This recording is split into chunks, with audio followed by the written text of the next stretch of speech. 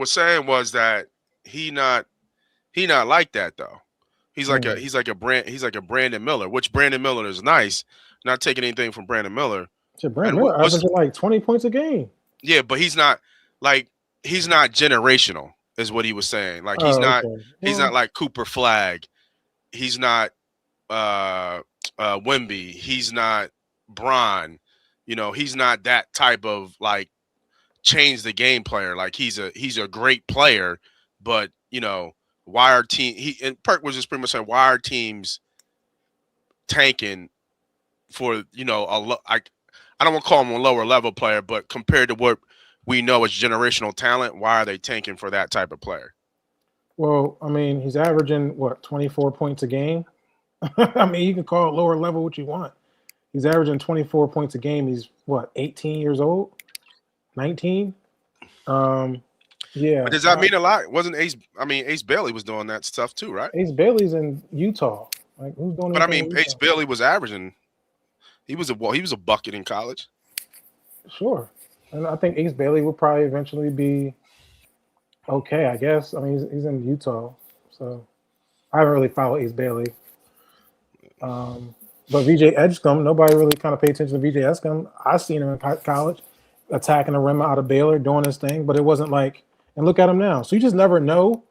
I Yeah, think AJ has the length. He's a definitely a pro. When I repped him, he's a pro. He had a great mid range. Right now, I'm seeing doing things as I'm watching this game right now that I didn't see him do when I had him. But hmm I think he has a lot of talent. But the kid from Kansas, if he can only stay healthy, he just seems like he doesn't play. He kind of reminds me of like that next guy that's going to be able to change the game. I think is Patterson. Is it Daryl Patterson out of Kansas? DP, I think it is. But anyway, yeah, man. yeah. You ever had one of these cut waters? I know we ain't sponsored by them, but No, mm, no. Yeah, I never had one of them Jones. they ain't bad, doggy. Ain't bad. Mm-hmm. Actually, you know what? I have. Now that I think about it, wifey's had a couple joints. You doing 12.5, dog. Yeah, 12.5. Hey, we need to get a cut water sponsor. yeah. We got. Oh, hey, man. I'll Cut try water. to. Holla at us, cut water. Yeah, for sure, for sure. A lot to talk about. A lot of things cooking, but not to start off on a somber note. But we did lose a legend recently in Mr. Jesse Jackson. Mm. So I want to make sure I show his face in this picture to an absolute legend, not only as a human being, but especially as a black man. Um, being on, walking down with King. Uh, not no, Frederick Douglass was the first black man to actually run for president, if I'm not mistaken. But I think Jesse did run, changed the game a lot in a lot of ways. An advocate for civil rights, still fighting to this day, and just always funny that that Martin skit, Jesse, you know what I mean? They hit me with a rock. Right. But yeah, I want to throw his picture up, a little moment of silence for Jesse Jackson, and then we'll get right into the show.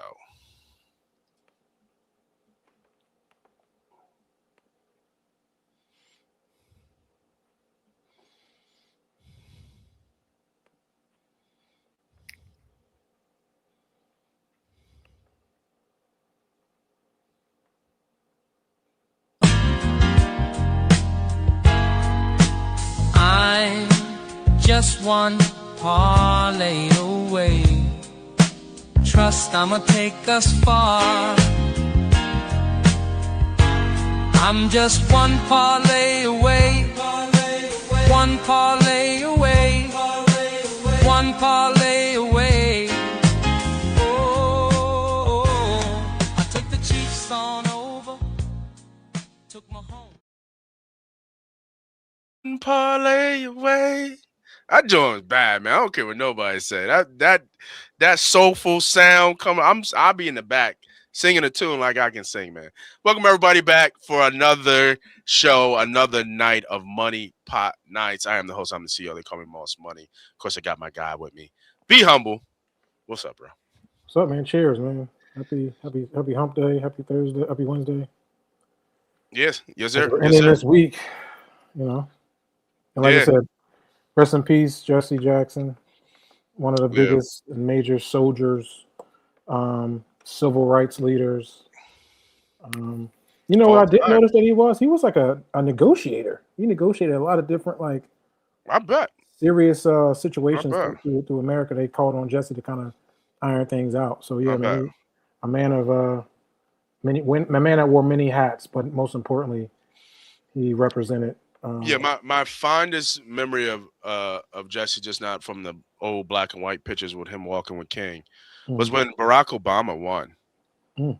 And I remember when Barack Obama won, he was crying in the crowd. Oh yes, I do remember that. Yeah. He was crying in the crowd because it showed that everything he worked for, Yep. all the work that he put in, everything that they fought for, it happened for Yeah. him, I think. Like he felt like he won. I mean, we all did. For But I sure. mean, he was different though, right? Because he's He probably yep. lived 3 or 4 lifetimes, the things he's seen, the horrible things he's seen, the things he's Hmm. lived through, the things that we can't even comprehend, that we take for granted. Like it just like it felt proud to watch him see that. You know what I'm saying? So that was one of my fond memories of Jesse Jackson. So like you said, R.I.P. to Jesse Jackson, the great Jesse Jackson. Hmm. All right, so let's talk about Philly. And you know I got my colors on. And there's a lot of things going on in Philly right now, bro. A lot of things going on. So much drama in the PHL. It's kind of hard being MO dollar sign. I don't know. I'm trying to put it together in my head. I lost it. But still, a Reddit post came up and it went viral. And it said out there in the land, not players, not coaches, but us fans, us people who talk sports, content creators, everybody else. Jalen Hurts is the most hated player in the NFL. Now, I say all the time, my thoughts on Jalen Hurts, and we're not going to get into that. We want to talk about this situation going on right here. Right. And what I'm trying to understand, right, because I'm on the other side of this, I don't get it. Oh my God. Yes. No. We're not. No. We're gonna Yes. stay on that We fence. we gonna bounce No, around today, we're not. boy. No. It was just a No, but week no, but ago. seriously, I I people wish. think Can we go people back to think that archives? I hate on him, but I don't think he's the most hated player in the NFL. Though I'm not that far right. I'm not ready to pick up his bags and ship him out of Philly. I'm not on that boat. I'm not on that train. I'm on a different lane in my criticism of Jalen Hurts. I don't think he's the most hated player in the league, bro. Like I'm not on that train. And so my thought or my question is really is this a winner thing? Like, Mike was hated. Tom was hated. Joe Montana was like people who just consistently win are hated. And is he falling in that category because he just wins? Or is this something more than that? And here, I just want to bring this up. This is what Jalen Hurts thinks about everybody who talks about him. Just to let you put that up there. You know what I mean? That's what he thinks. He sees it and just, okay, for sure. Is it his personality? How he doesn't really, he don't give people too much. He talks in these scripture terms when he does interviews. Everything's a catchphrase and this saying is something like that. Like, what is it that turns? I mean, we had Acho talking about. I saw Jalen sitting by himself, reading a book. When everybody else is partying. I mean, he just ain't that type of guy. That, like, to me, like, who gives a f? Like, that's cool. Like if that's how he gets down, I mean, he's an old soul. I mean, I think he talks about the type of music he listens to, and he listens to older classical music. You know what I mean? Mm-hmm. So he just might be cut a little bit different than the young boys out here. But you explain to me, bro, because you are part of the Jalen fan group. Why is Jalen Hurts the most hated player in the NFL, man? I need to understand this because You asking me? You just what I'm did you asking you, you bro. just introduced me as part of the Jalen fan group. Why would I ever think that he's the most hated? But I can understand it.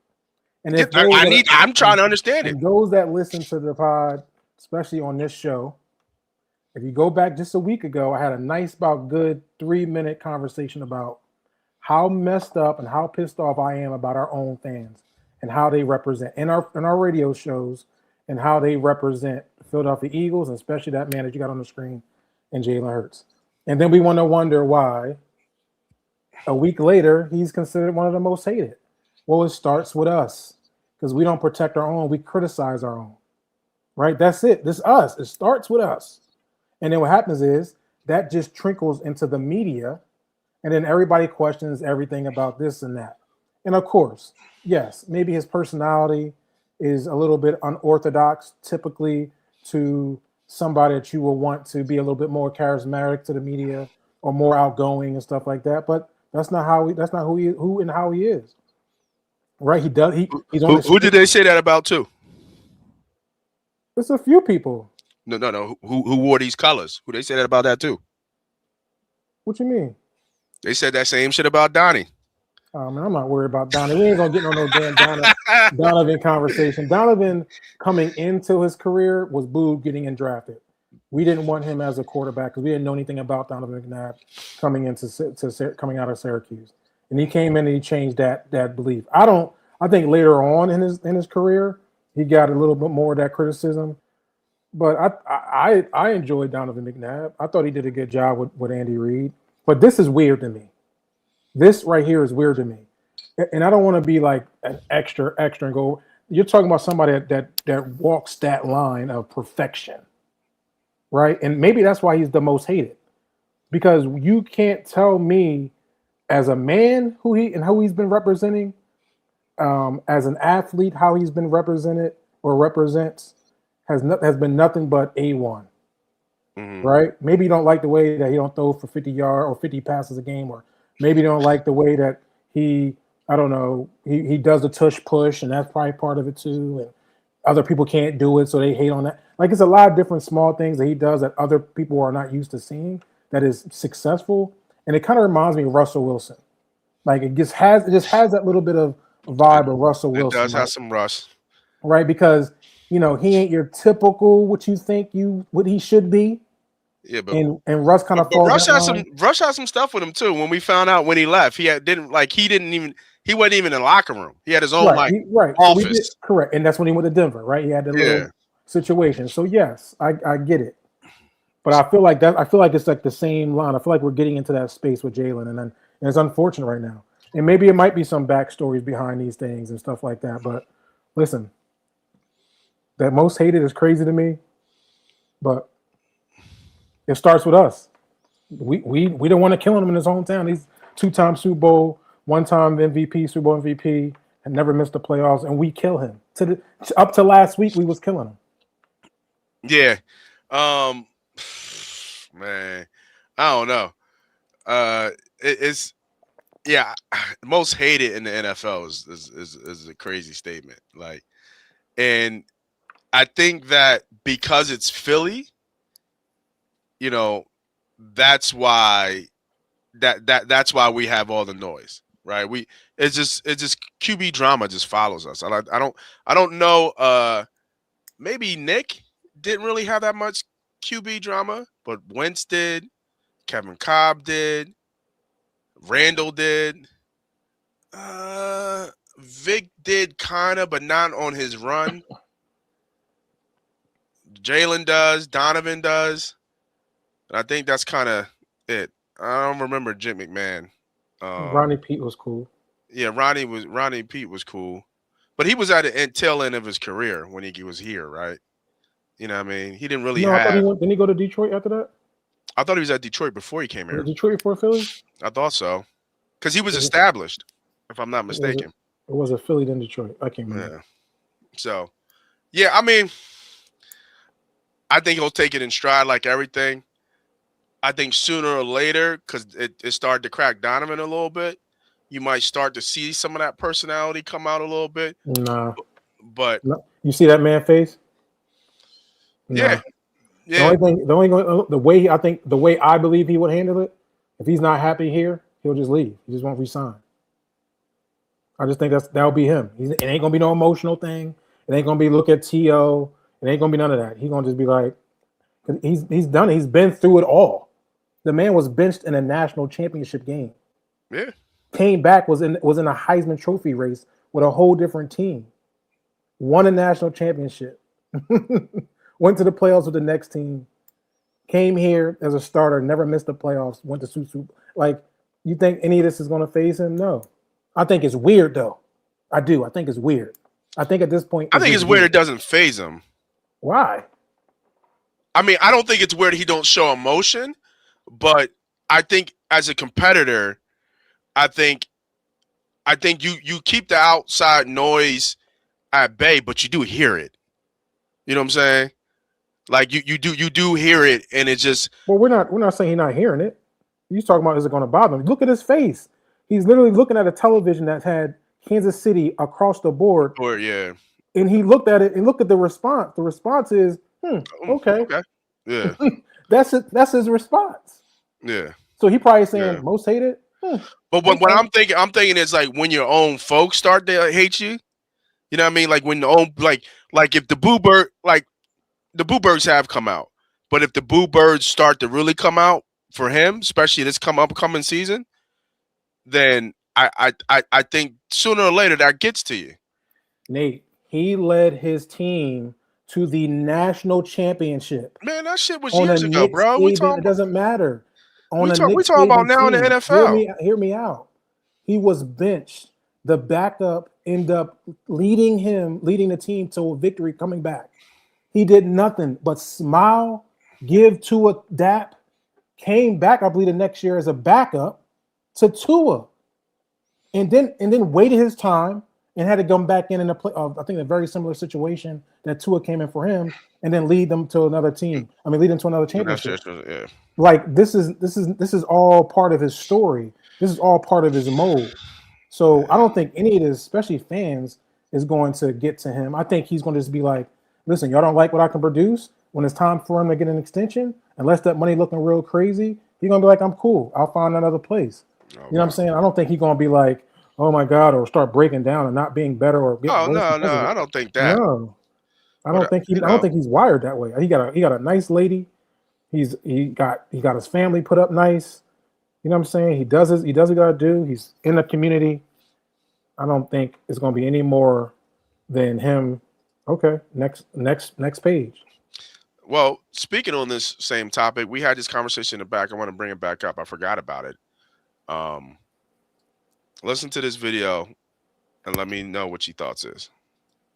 To win a Super Bowl, there is not a human scenario in basketball history that you could equate that where the best player on the basketball team won a championship and their most important position was the equivalent to Sam Darnold in football. Sam Darnold, who had a solid year, but had an elite roster around him. So how can we say that the most important position in American sports is a quarterback that plays half the possessions, that needs a kicker to win the game, can win the game, and not have a good year, not be an all-pro? If that's the most important position, you would imagine that they are all pros. They're what we would consider all-stars. You can't win a championship if your best player is not an all-star. Your best player's got to be all-NBA MVP candidate to even have a chance at a championship. Yeah. So the whole point of the conversation is let's stop the narrative with the American quarterback is the most important position. It's not true. It is not true. Yeah, I shake your hand, so I'll stop right there. Let's bring it up. It's so many levels of just ignorance within what he's saying. I kind of get what he's trying to say. Yeah. But within that is none of it is true.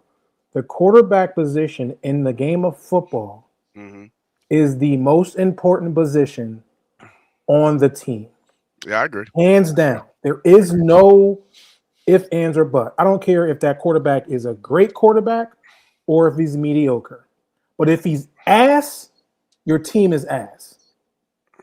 If he's mediocre, you can ride with him as long as he limits the mistakes. Yeah. You don't need to do as much or too much if you do have a team around you, because one thing that's different between basketball and football is that football is the ultimate team game.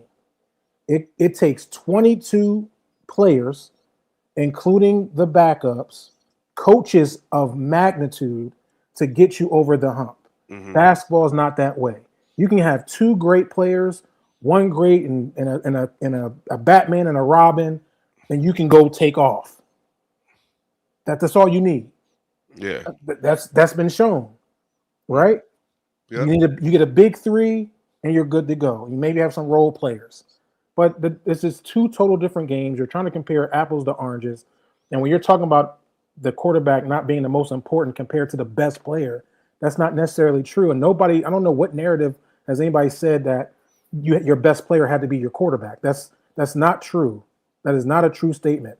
But the most important position on a football team is the quarterback position by far. By far.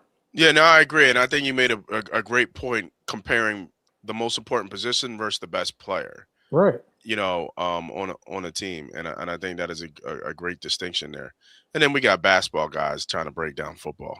You know what I Yeah. mean? You know what I mean? And it wasn't no football minds or talk in there. It was Perk and and Jefferson talking. So, no, I get the point that he was trying to make. I thought it was an interesting point. And then you could use some factual things to kind of back up his point. I obviously Sam Darnold, who just won, who nobody would put in an elite category and put him as the best player on that team, and probably most would call him mid. At this point, I think it's tough to call a Super Bowl champion mid, but I mean, you probably can, and you can find a way to do it. Um, but yeah, I think I do agree with you. I think the quarterback is the most important position on the field. You can win. You can't win without.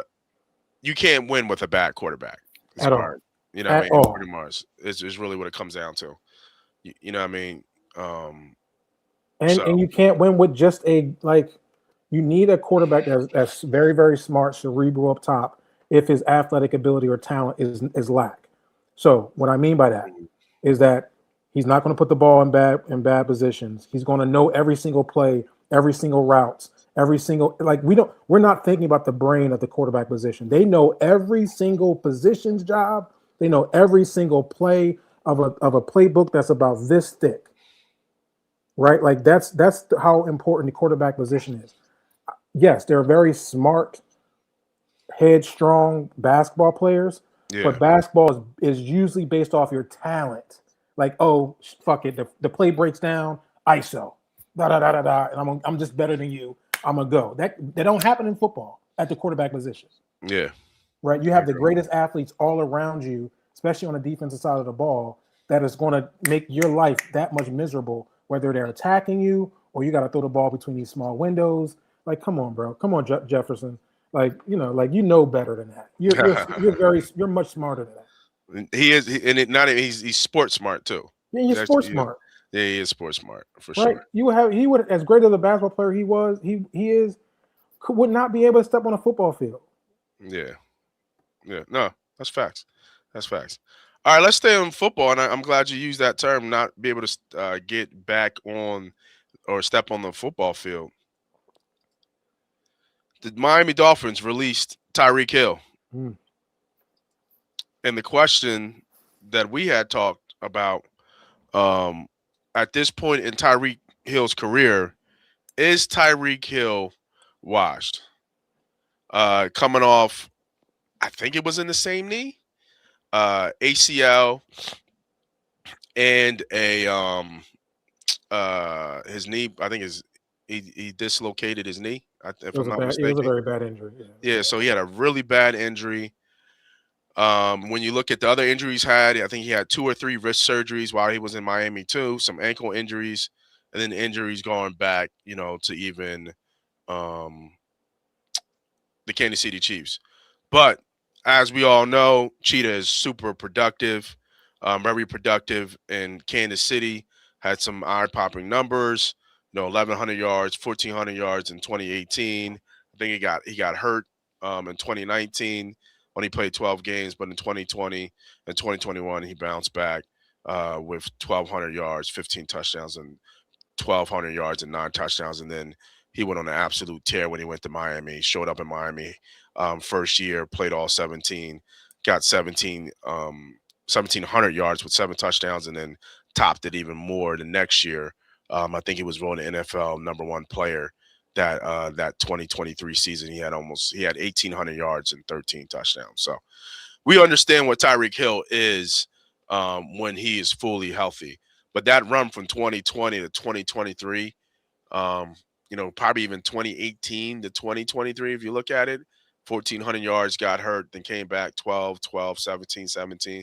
So, 5-year run, kind of in his prime, pretty much, right then and there. And then he fell off in Miami, obviously probably due to quarterback play and injuries. He didn't break 1,000 yards, but he played all 17. And then obviously the career-threatening injury, and even him himself not knowing if he was going to play or come back either. But he did say he was going to come back. But with all that being said, all the accolades, all the yardage and stats and all that, I mean, where do we put Tyreek Hill right now? Not top 10, right? He's not a top 10 receiver, is he? Well, I think we're a little premature as far as where he is health wise. I think that was a really, really gruesome injury. Damn, my man got Reek going in New England. Really? I mean, it's a pickup, right? He'd be great in Buffalo, I'll tell you that. Depending where he is as far as his health, I don't think Reek slows down. He didn't look like he was slowing down when he was in Miami. I think it just really kind of comes down to that injury. Can he bounce back from that injury and be, maybe 85% of what we thought he was? And I think 85% of a Tyreek Hill is 100% of a lot of cats in the league at the wide receiver position, because he just is that much of a threat with his speed, his ability to catch and go and catch balls, his dynamic ability to run routes. So if he can have, get to full health and his what he believes is full health, I think he's going to give any team an opportunity. Mm-hmm. And I don't think, like I said, I don't think he's going to retire anytime soon. He got a lot of off-field babies he got to deal with and pay for, so he's going to need some checks. Yeah, just on some real shit. So unless he is going to be, that leg going to get cut off, I'm sure he's going to try to play as long as he can, because he got no choice. He got a lot, or he's going to be broke real quick. Yeah. No, he got a lot of BMs up there with Nick Cannon and them. So, places where you think he can land. I like Miami. I'm sorry, not Miami. I like Buffalo. I think Buffalo makes a lot of sense. I think going back to KC makes a lot of sense. I think who's bull? Chris Jones reached out already on Twitter or something, saying Reek is time to come on back and get the band together. But my man Jose Cruz said the Patriots. What do you think? Any good guesses? So I think. What? Sorry, my computer went. Sorry. No, you good. Sorry, I just went out real quick. I think it's interesting, man. I mean, I think KC is obviously a no-brainer. Potentially him going back to Kansas City. I don't know if he wants to probably deal with the cold, especially coming off those knee injuries. That might be something that you might want to think about too. So you can look at maybe LA, right? You can look at the Rams. I don't know what they're going to do with Devontae Adams. I don't know what Devontae Adams is going to do if they're going to bring him back. If they do, it's maybe no place for him. But I think it's going to be probably somewhere warm, somewhere where he can have another good receiver, so kind of don't put that much pressure on him, especially just getting back. Okay. All right, and then talking about just getting back, more drama in Philly. It's just crazy how this drama keeps coming to Philly. And I love playoff baseball. I love my Phils. There's not like Red October. But, man, getting back or let it go. If you didn't know, Mr. Bryce Harper won't let it go. What Dom Dombrowski said about him. And what he said about him was that he's no longer elite anymore. He said this openly to the press. Spring training has started, and Bryce Harper showed up with a shirt that said not elite. And I think he made a statement to the press saying that he just isn't elite anymore. Now, I believe Harper was a 13-year deal he signed. Mm-hmm. Signed a 13-year deal. He has taken the Philadelphia Phillies to the World Series. He won, I think, it was an NLCS MVP. Mm-hmm. Two-time MVP at one point. Right. And he's won a regular MVP. Mm-hmm. Well, that's NL MVP. The NL MVP, right? Mm-hmm. Second time he won it in Philly. I think it was 2021. Was it 2020? I think it was 2021. Do you think he's overrated? Like, do you think he was worth the contract? Because I'm talking to some of the baseball cats out there, and they're on the other side of this. They're on the Dombrowski side. They're not feeling like he said anything wrong about Bryce Harper, especially with the injuries, the cold bats, and the playoffs. But we didn't get over the hump against the Astros in the World Series. Mm-hmm. We just didn't. But he took us to the World Series, and the MFer won an MVP. Like, what more do you want outside of the win? You know what I mean? Like, you got to be on. Once you get to the game, you got to be on. You got it's hard to win championships. Mm-hmm. You know what I mean? And in general, in any sport, it takes a long time to do it. And the fact that he did come here, he did get us here. He was still one of the best players in the league when he was here.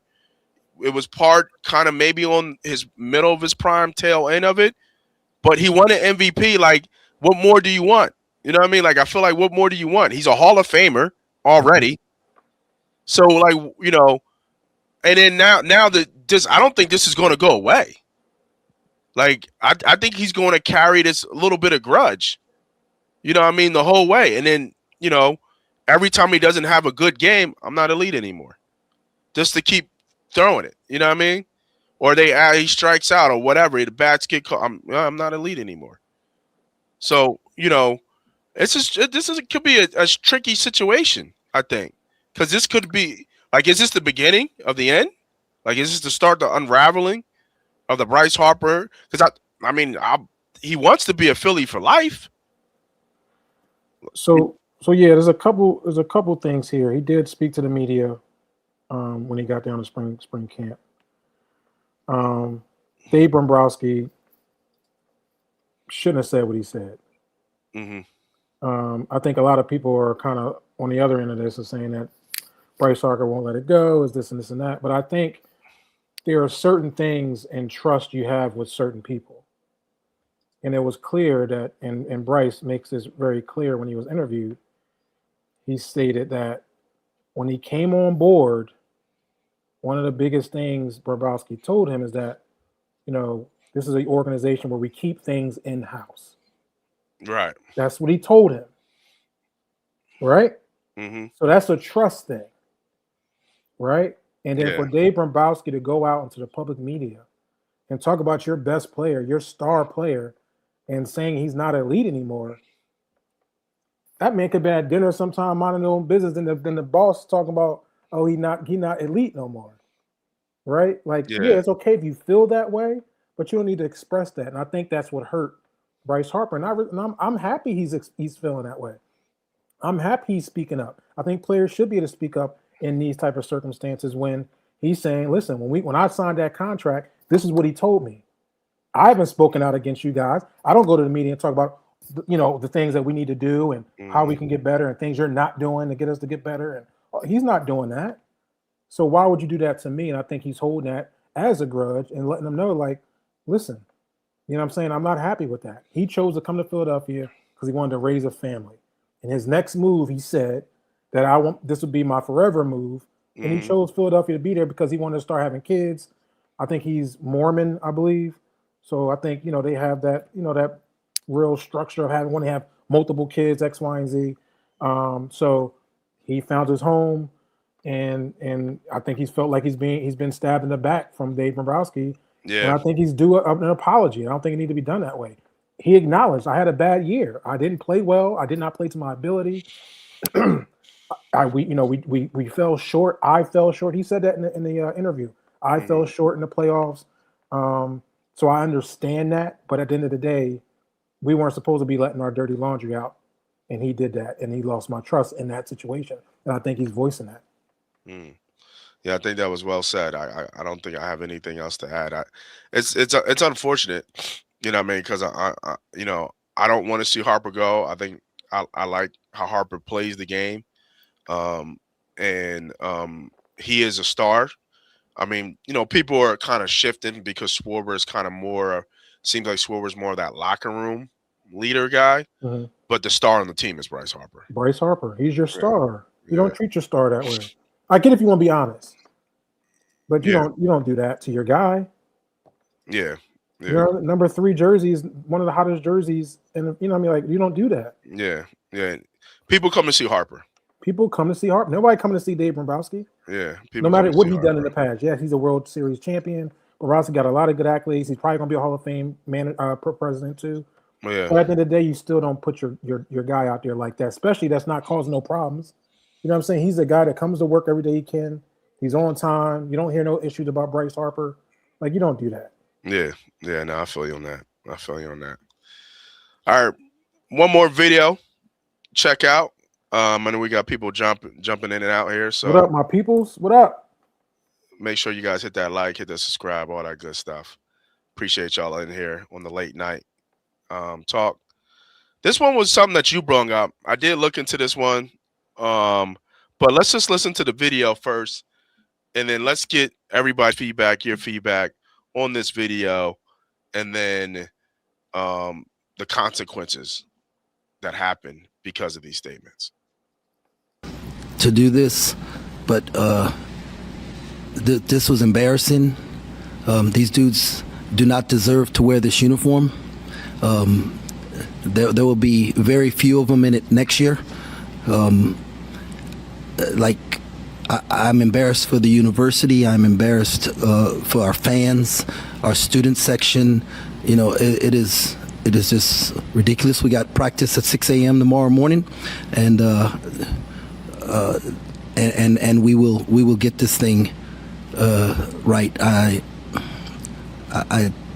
I have no answer, no words. So y'all got 2 questions. So whoever want to ask 2 questions, I'll answer them to the best of my ability right now. But right now, like I'm like pissed, and this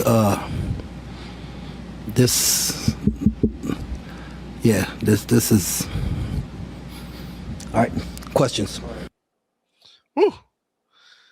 Jeremy Tang, former coach of Kansas State.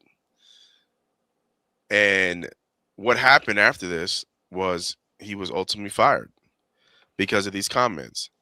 But what the bigger thing of, or the bigger kind of fallout of that, is that all these head coaches in their contracts have buyouts.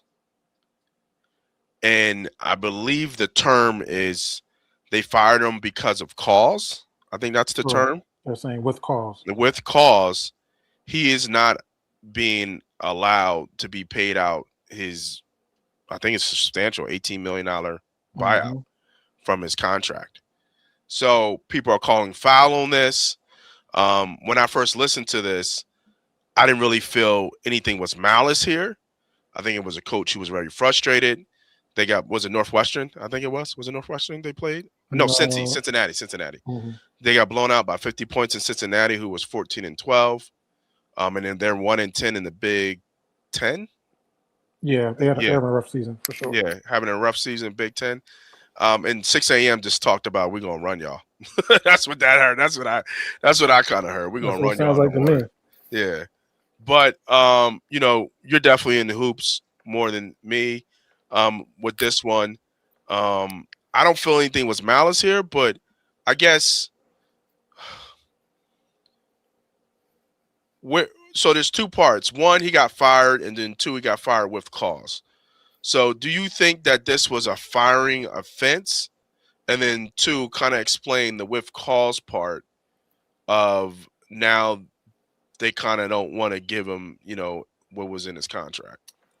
So I think he's had a rough couple seasons. I think he had a season maybe 2-3 years ago where they were like 20 plus. He had 20 plus wins. They were kind of making noise. They're in a very tough division. They're in a Big 12. So you got the Kansases and all that stuff like that. So I think that Kansas State as an organization was probably looking to terminate him probably after this season and move forward with him. But then this came up where then they can kind of terminate him now and say it's with cause. But I'm with you. There's nothing that he said to me was malice. Yeah. I don't think it's nothing that was worth, if you're saying this is why he's being fired or why you're firing him. And I think they're just using it as an excuse because they don't want to pay him the $18 million. And I think that's bogus. I think Kansas State should be embarrassed for that. And they should be held responsible too. You hired him, right? You hired him. You signed a contract. He signed a contract. And I think the second part of this is that this is kind of where we are in collegiate sports right now. Coaches are in a very, very difficult position. And what I mean by that is when you have NIL, when you have transfer portals, it is very hard to get complete buy-in from your players and to be able to coach them and coach them hard. Because if you coach a player too hard, they're out in the portal. You don't coach them too hard, you're not going to get the production. You got players making millions of dollars, $2 million, $1 million, $700,000, and you're trying to get them up at 6 a.m. to come go work and go practice and motivate them to go ahead and play. Meanwhile, they're getting a check that's crazy. There's more than majority of people coming out or in college that you can think of. It's a very difficult space. I think that there's something that needs to be done in college sports, or it will continue to fester and grow and be the Wild West as it is right now. But these kids also have to, not add fuel to those flames either, right? Like, understand that you guys are pretty much professional athletes. You know what I'm saying? Like, listen, and this frustration, lastly, I'll say, this frustration don't seem like it's just from this game. I think he had back-to-back blowouts. So this looks like it's probably a lot of stuff behind the scenes. Mm-hmm. I think the other day or yesterday, UCLA coach kicks his player off the field, sends him to the locker room because he had a late game foul or something like that.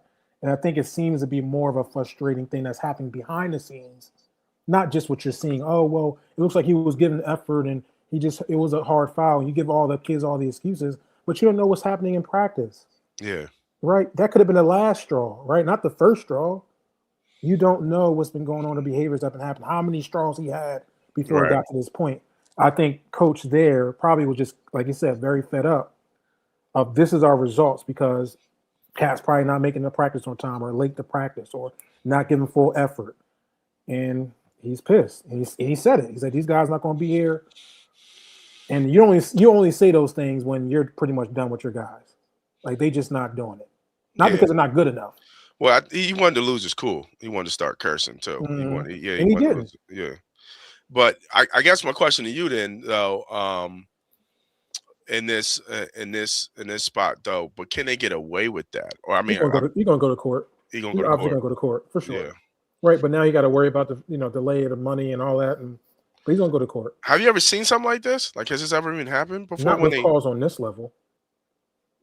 Not with calls not like this, right? Not for this. I think we've seen it with the Rutgers coach way back in the teens remember at practice he got caught like pushing the players and throwing a ball to players and stuff like that. I forgot. Remember? We forget who was it? Was it Bobby Knight? Bobby Knight-ish, but yeah, back then it was a little bit allowed. It was you can kind of go. It was a little bit allowed to throw chairs at players. Yeah, it was you could do certain things back then. I think it was like the Rutgers basketball team that kind of like opened the door when the video camera was showing them at practice, and he was kind of like abusing the kids at practice. It was kind of crazy. I can't remember what coach that was, but if you look it up, it was probably like either in the early mid 2000s that it would happen. And I think he did get fired with calls, but it has to be some type of reasoning. Yeah. Nah, when you sent me the story, I was like, I didn't hear it. I was like, who the hell is that? And then I looked it up and got a little details. Like, oh, I was like, that's kind of wild. And then there's a lot. Like, it took me a little bit to get that because there's so much positive videos on this coach. Right. There's like so much positive videos of this coach talking about his players, talking about God, his spirituality, how basketball and the Bible kind of go hand in, like all this stuff.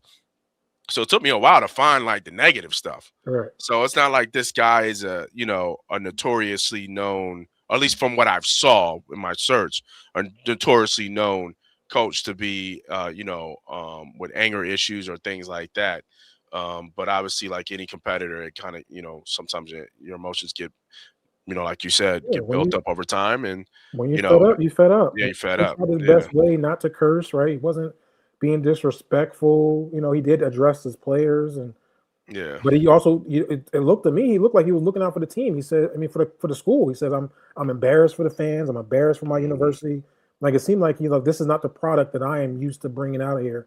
yeah, You know what I mean? Like it looked like, and then you fire him. Like yeah. And then they don't give, and they then don't you give the trying to take brothers his bread. money. Like dang, Yeah, like we talk about 18 million. You gonna give me my 18? 18 is crazy. 18 is crazy. Like y'all tripping. You know what I mean? We're gonna have a problem. We're gonna have a big Pay this problem. man his money. Right. Absolutely. So I don't think there's any other mini stories or anything going on in sports. It kind of gets a dead period a little bit with football. Baseball is kicking up. The All-Star game with basketball. I didn't watch. I heard it. I mean, I saw highlights, the dunk contest.